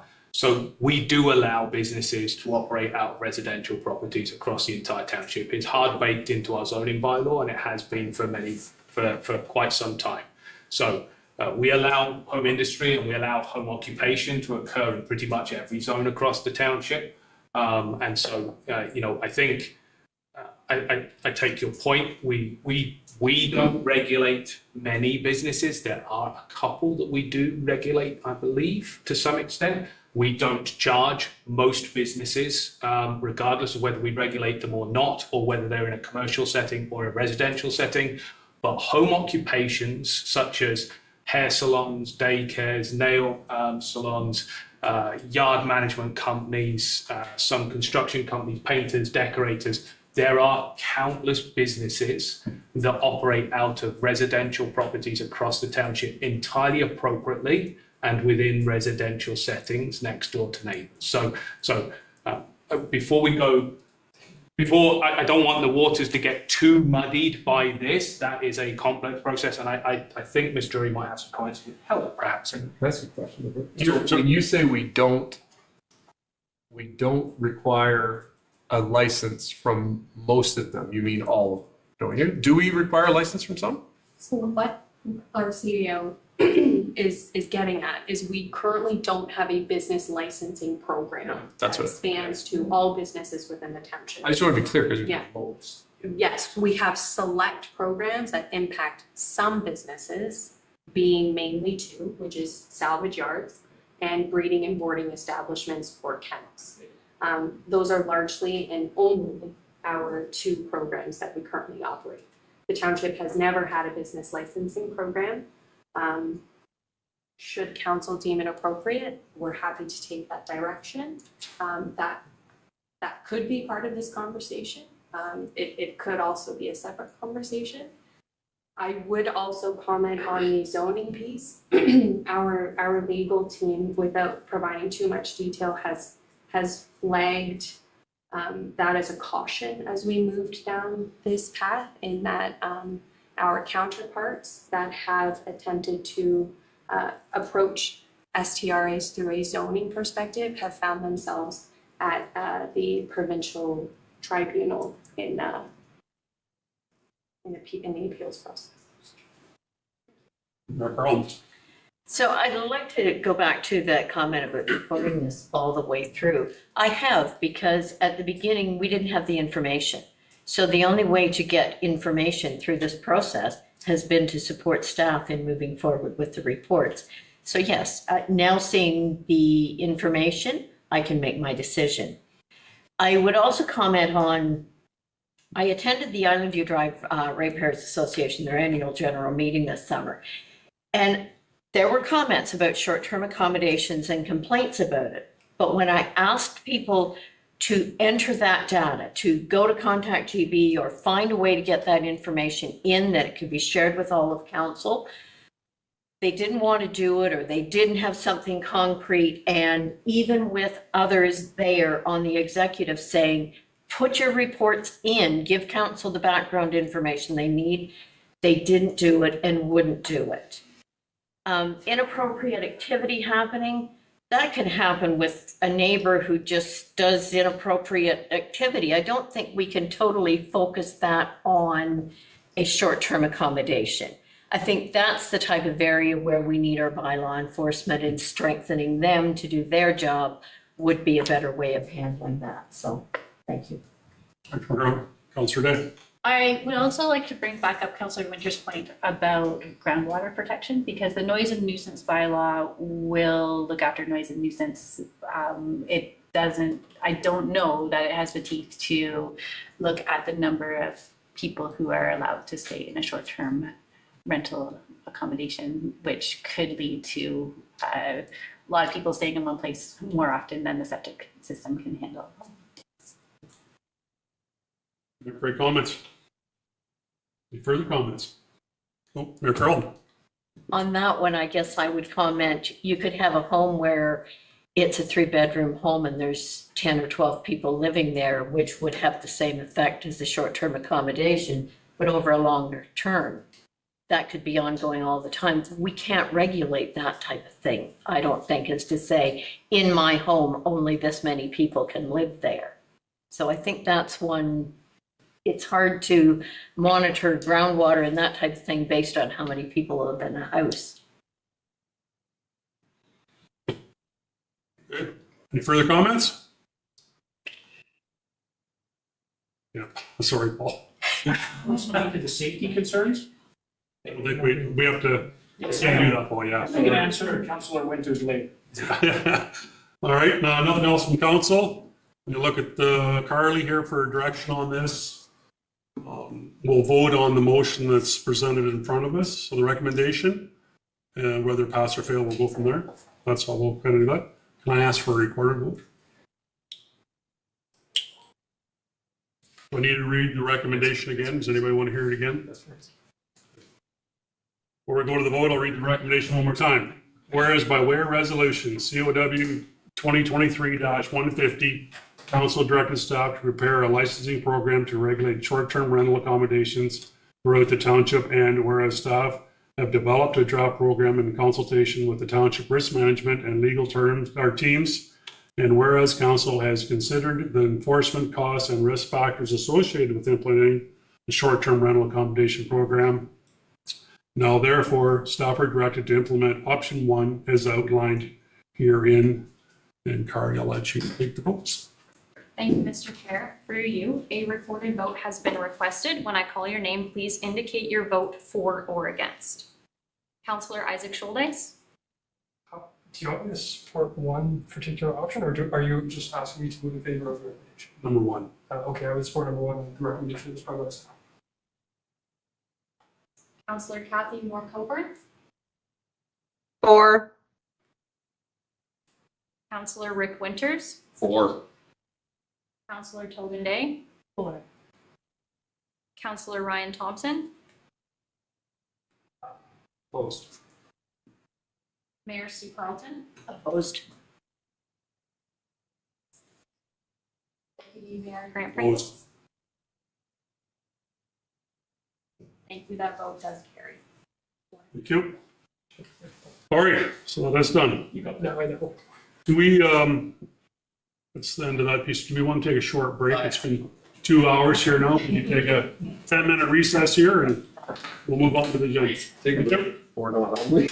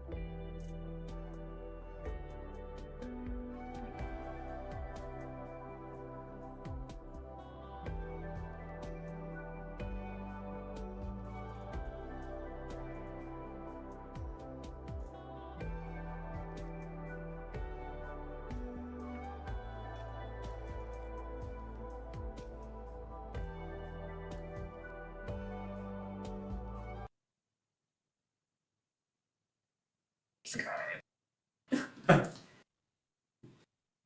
Thank you. We are back. Councillor Coburn, can you hear me? Okay, thank you. All right, 6.2 items not on the agenda. Any person who wishes to appear before council regarding an item not on the agenda may make written application to the clerk by the Thursday preceding the meeting they wish to speak at.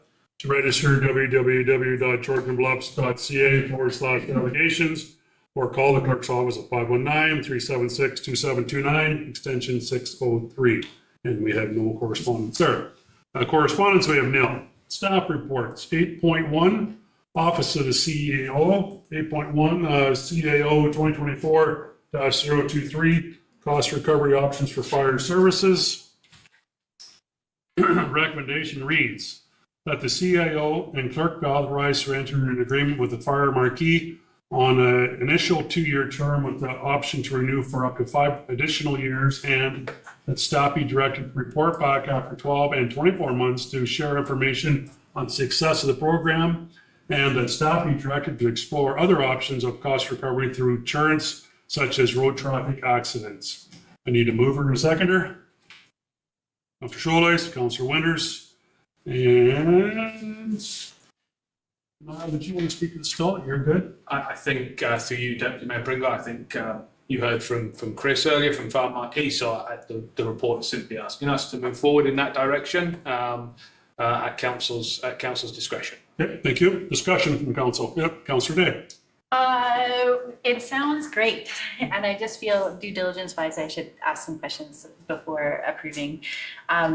Is this something that we could do in-house instead of, or the ITFE could do in-house instead of hiring out? Through you, Deputy Mayor Pringle, great question. Theoretically, yes, practically, no. The administrative burden that would take for us to be able to implement a program like this would not. The cost recovery basis they're working on is 30% of the cost recovery, as we shared, and they need a scale of business to be able to make money doing this. I have more questions, but I'll go first if desired.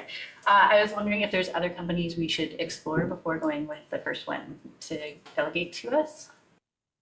So through you, Deputy Mayor Pringle, Chief Gautreau has done some fairly significant work. He hasn't identified any other companies that are in this space, and certainly Farm Marquee are one of the largest. They have one of the larger footprints. That's not to say there are not other people in this space, which is why we're proposing a phased approach rather than jumping in with both feet, just to test the water, see what this is like. And if this works well, then we could certainly look more robustly at others, but we could certainly look to see if there are other companies as well. And you answered my third question a little bit there, looking at long-term commitments. If there would be a way out, should it not be working in our favor? Absolutely, yes. Thank you. Councillor Coburn. Thank you, Chair Pringle. So I brought this discussion back last term of council, and we chose not to go with it. There were concerns expressed around privacy issues regarding individuals whose insurance claims would be accessed. And it's also something that the Insurance Bureau of Canada does not support. I think I can guess why they wouldn't support it, but they do make a statement that they feel that it's not a fair and equitable process. So I just want to make sure that we have done our homework in terms of looking at this process, not about the company. I'm sure it's a reputable, trustworthy company, but the process itself. Are there any concerns that are flagged by the insurance companies, the Bureau, or around privacy issues? Thank you for that. CEO, comment? After. Sure. So through you, Deputy Mayor Pringle, I'm not going to try to even pretend to speak on behalf of insurance companies, other than to say insurance companies seek to make money by addressing risk. every claim made against an insurance company is a potential impact to bottom line and a potential impact to risk. And so I would not be surprised at all that an insurance company would not want to see these programs in existence because they are deliberately trying to tap into insurance policies that are out there.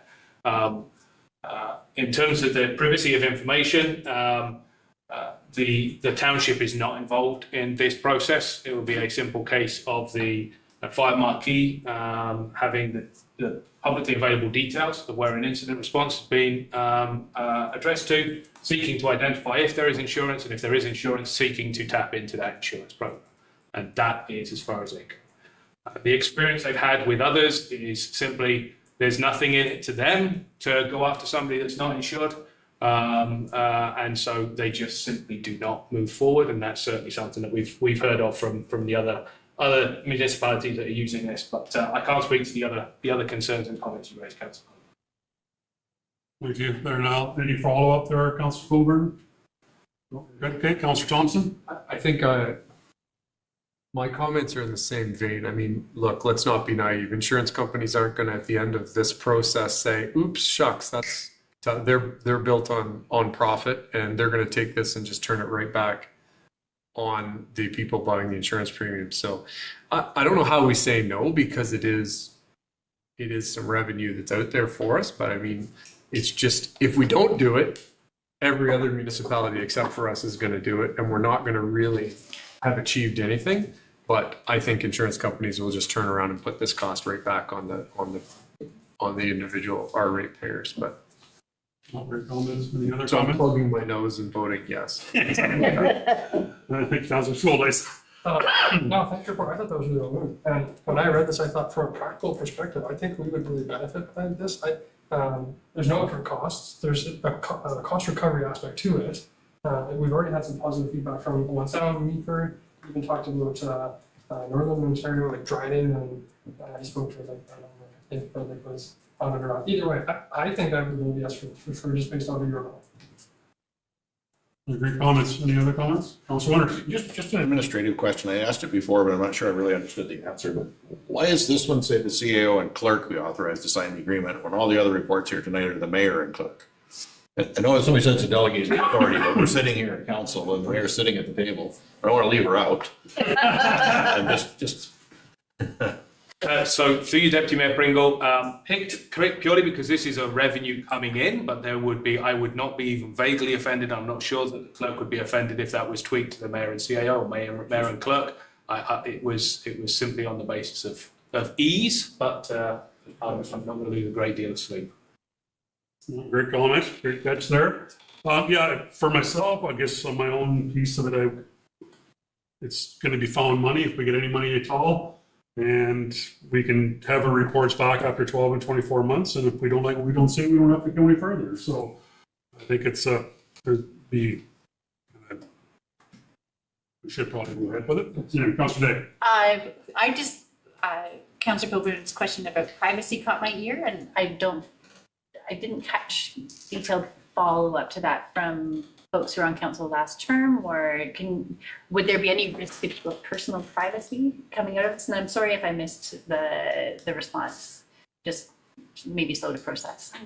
So through you, Deputy Mayor Pringle, no, not for our perspective. We will not be handling any personal information. ITFD will not be handling any personal and private information. It's the relationship between Fire Marquee and the insurer. And I believe that is done through publicly available information they go to. So they're not working with the homeowner to access their insurance company. They're working with the property and records on the property to access the insurer that's providing insurance for that property. So this is not something where we are collecting personal information. We are not handling personal information. It is worked between the Fire Marquee in this particular instance and the insurer of the property that has been impacted by one of the 13 loss lines. Just without being privy to the conversation that happened last term, I don't know why it was a concern last term if it's not a concern now, but maybe it's. Good question. I might turn to members of council, and perhaps Councillor Coburn can recall what the privacy concern was. No, I'm not seeing anything there, so yeah, go ahead, Councillor Coburn. I'm sorry, my memory's failing me at the moment. I don't recall what the issues were, but I do believe it was around privacy. Thank you. All right, I'm not seeing any further questions. I will call the vote. All those in favor? It's carried. All right, development and infrastructure, 8.2.1, DEV 2024-038, Georgian Shores Estates Plan of Subdivision Reinstatement of Draft Approval, Plan Approval. The council received report DEV 2024-038 for information, and that council directs staff to prepare correspondence to the owner's agent and the Ontario Land Tribunal indicating that the township conditionally supports a draft plan reinstatement subject to the developer demonstrating consistency with the 2024 provincial planning statement. Should the 2024 planning statement take effect prior to the Land Tribunal's rendering a decision on the reinstatement of the draft plan approval? That's a good one. All right, need a mover and a seconder. Councillor Winters, Councillor Thompson. Anybody want to speak to this? We're good. Everybody's. Any questions? Okay, Michael, you were just. He's allotted you 20 minutes to speak. Yeah. Really quick. I hope you don't mind. Get over it. So the Georgian Shores Plan subdivision is kind of a legacy plan that's been in the East Linton area for a while. It first came to fruition in 2010 and received draft plan approval in 2006.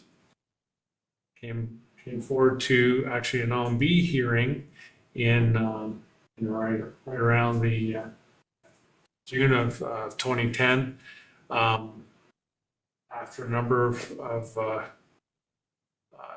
turns at the OMB and some back and forth, a decision that modified the original draft plan decisions was found finally rendered by the OMB. So typically what happens after that, you get a plan of subdivision and subdivision agreements put in place with a number of conditions. If the conditions aren't all clear within 3 years, you have to apply for an extension to those conditions. That occurs several times between the decision and present, save and except the last 3 years. The last granting an extension was in 2020, and that extension only took effect until November 2023. It was not reissued. So for all intents and purposes, draft plan approval lapsed.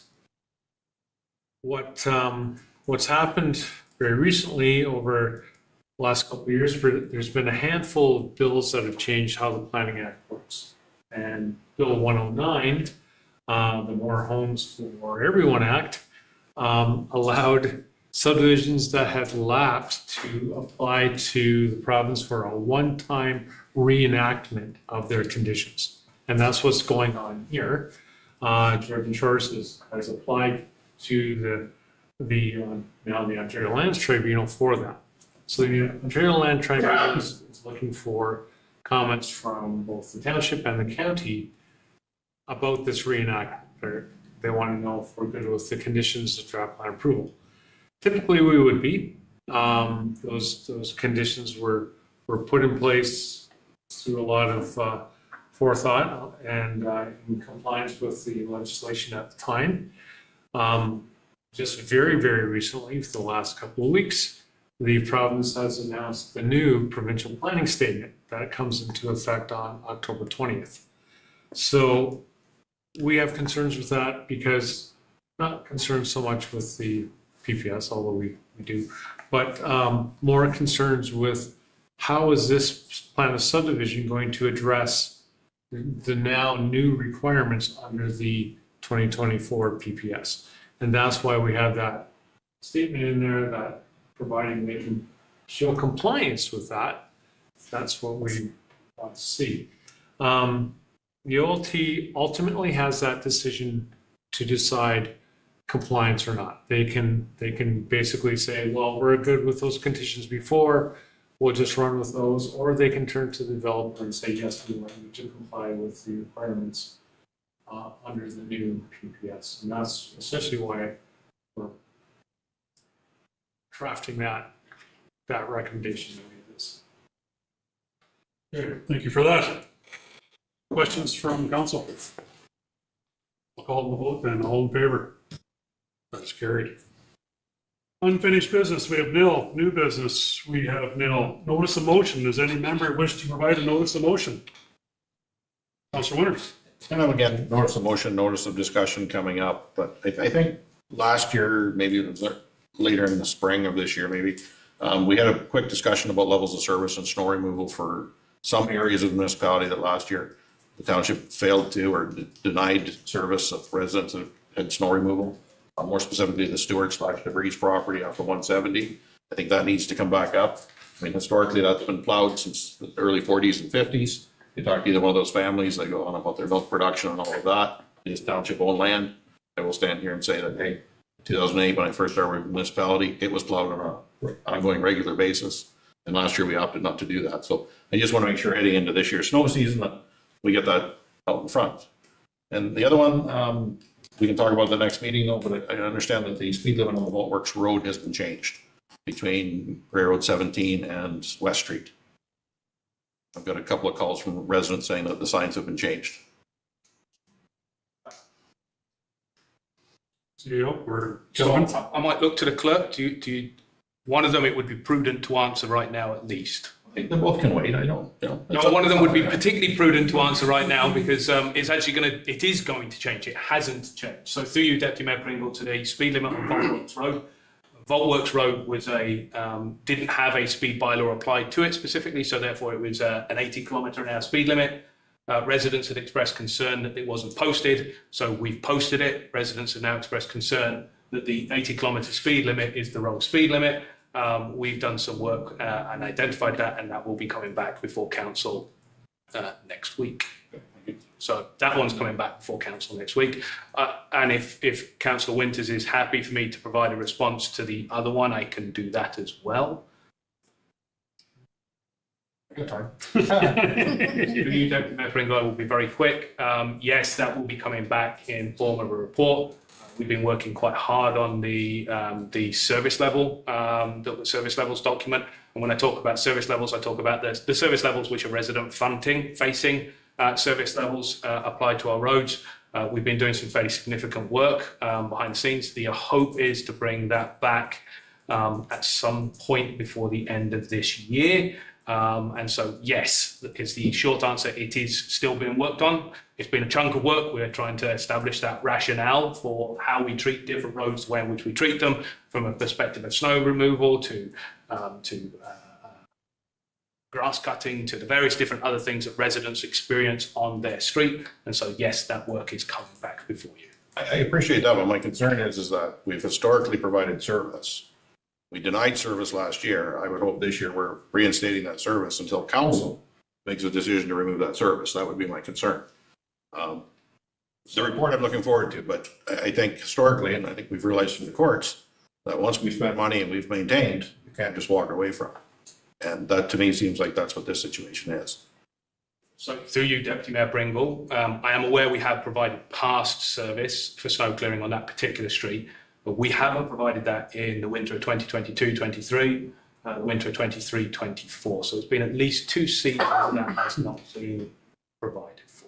So I recognise that there have been past services provided in that particular location.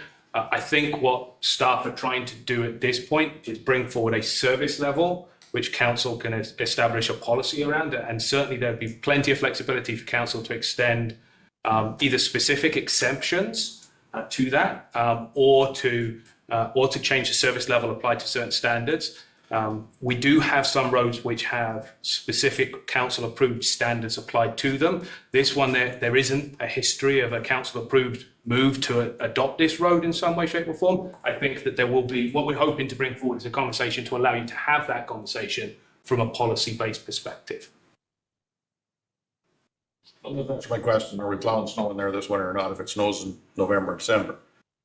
Historically, as I said, Martin Timmerman, prior to him, Rod MacArthur, Dave Leverance, all those guys that I can bring names and names and names, plowed that road on a regular basis.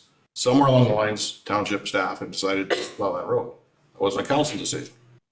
So I get the report. I'm looking forward to the report. I think it's a needed report. But I'm concerned that we have a road that we've walked away from. And these residents don't want us to walk away from it. And I prefer not to have those conversations again this fall and this winter on a regular basis with residents. That's my concern. No, it's not a unique road. There's other roads, but this one is, we seem to abandon this one with the same criteria that other roads meeting same criteria are still being maintained. So, and plowed on a regular basis. That is my concern. And so you, Deputy Mayor Pringle, that last point is exactly the reason we want to bring this back is we need the guidance from council as to when we provide a yes and when we provide a no. And so that two residents living on a similar class of road can expect the same service level from the township on a go-forward basis. So that's exactly why we want to bring this back as a policy-based decision.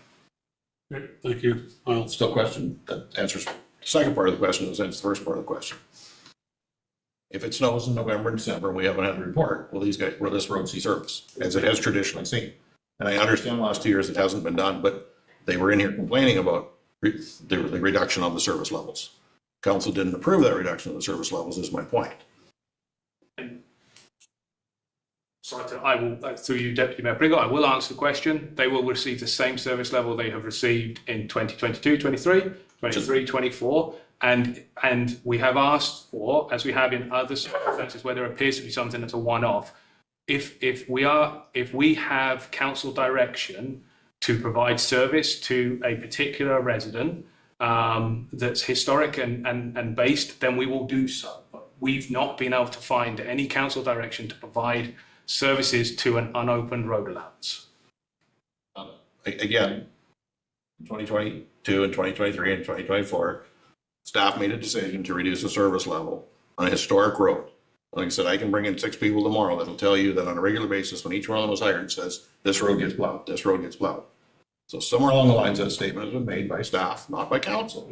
And as council, are we happy with staff saying, we're just going to walk away until we make a decision? That's my point of this conversation tonight. That is not what the residents expected. That's not what they were expecting. They are expecting more dialogue, but until council gives the direction to resume service, I don't think staff should be removing service. That's my point. That's where I want to have the discussion. Well, your comments, sir. Well, we'll look forward to the report and further conversation, I'm sure. Councillor Coburn. Thank you, Chair Pringle. My comments are more based on process rather than the content of this discussion. For the sake of transparency, I really feel like the notice of motion part of our agenda should be notice of motion, or please put this discussion on the next agenda so that it can be added as a topic of discussion on the agenda for folks to be able to follow and see that it's being discussed. I would turn to the clerk to offer her perspectives on this, but I really don't think using notice of motion as a way of discussing a new topic that hasn't been approved as an addition to the agenda is proper. I think it's a great discussion. I think it's important, but I just don't think it's getting, I don't think we're following proper protocol for transparency when we talk about content of issues at the end of a meeting without formally approving it as an addition to the agenda. All great comments, sir. Councillor Coburn. No, I noted, and I'm suspecting Cardy's probably got notes on the conversation, the notice of motion that's came forward as to we're looking for a report. We'll take that down the road when it gets back to the council. So, okay, no, good catch, sir, Councillor Coburn, for sure. Any other notice of motions? Yeah, where are we?